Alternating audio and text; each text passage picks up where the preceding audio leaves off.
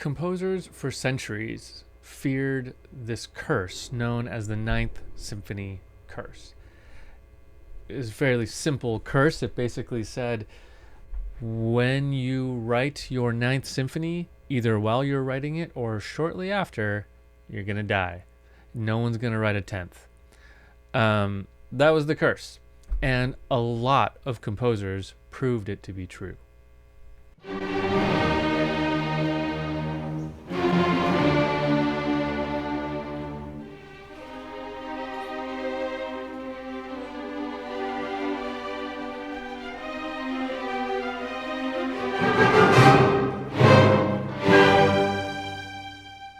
So we can trace it back to Beethoven as kind of maybe the origin of it.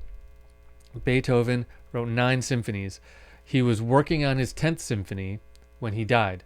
His 10th symphony is unfinished.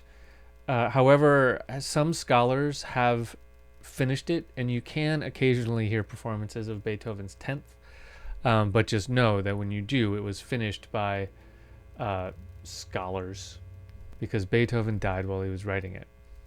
We go on to composer Anton Bruckner. Bruckner had a habit of tinkering with pieces after he wrote them.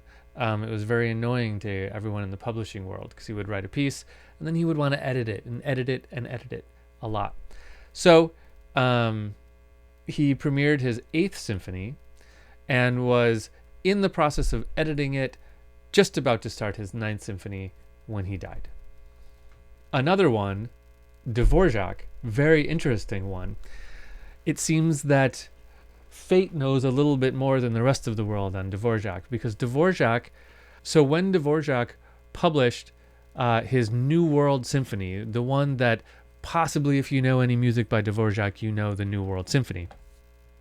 When that was written, at the time of its publication, it was called his 5th Symphony, and then subtitled the New World Symphony.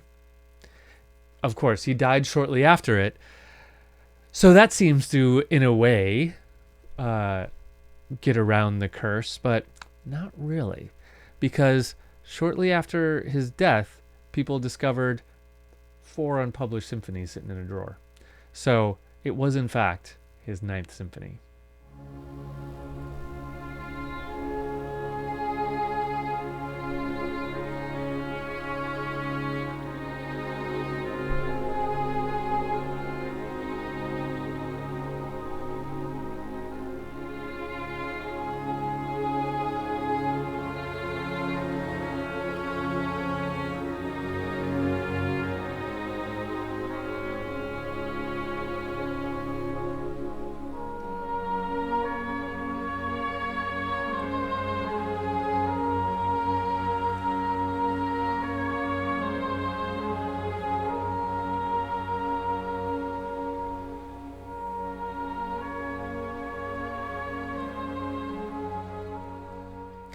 And then we get to Mahler.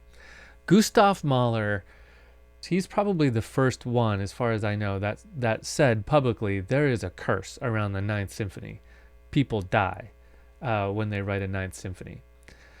However, Mahler was very prolific, and he had written 8 symphonies, and he's thinking to himself, hey, I don't want to die, but what am I going to do? I can't stop writing symphonies, because that's kind of what he did, and he was really quite good at it. If you listen to any Mahler symphonies, he was really good at it. So he came up with a plan, a way around the curse. What Mahler did is he wrote 8 symphonies. After his 8th symphony, he wrote a symphony, but he didn't call it his 9th Symphony. He called it Das Lied von der Erde, which means the Song of the Earth. It was structurally a symphony. It was his 9th Symphony, but he called it a tone poem. He called it something a little different. Nowhere on it was it called Symphony Number 9 or anything to do with the number 9. So he wrote that piece. He was quite happy with it. It went well. After it was done, he sat down and he started writing Symphony Number 10. So he never wrote a 9th Symphony. He basically wrote a symphony, called it something different, and then wrote a 10th symphony. So there's no 9th symphony. Although now people call Das Lied von der Erde a symphony number 9 of his. So that was his way of getting around the curse. However, as fate would have it, it didn't work. He never finished his 10th symphony. He, by all accounts, didn't get very far into it. He started working on it, died shortly after. Modern composers have talked about the 9th Symphony curse, and many have written pieces past the 9th Symphony. There are some people who have written lots of symphonies, but it is still something that modern composers think about from time to time. If you're writing symphonies today, which a lot of people still do, it's something you think about.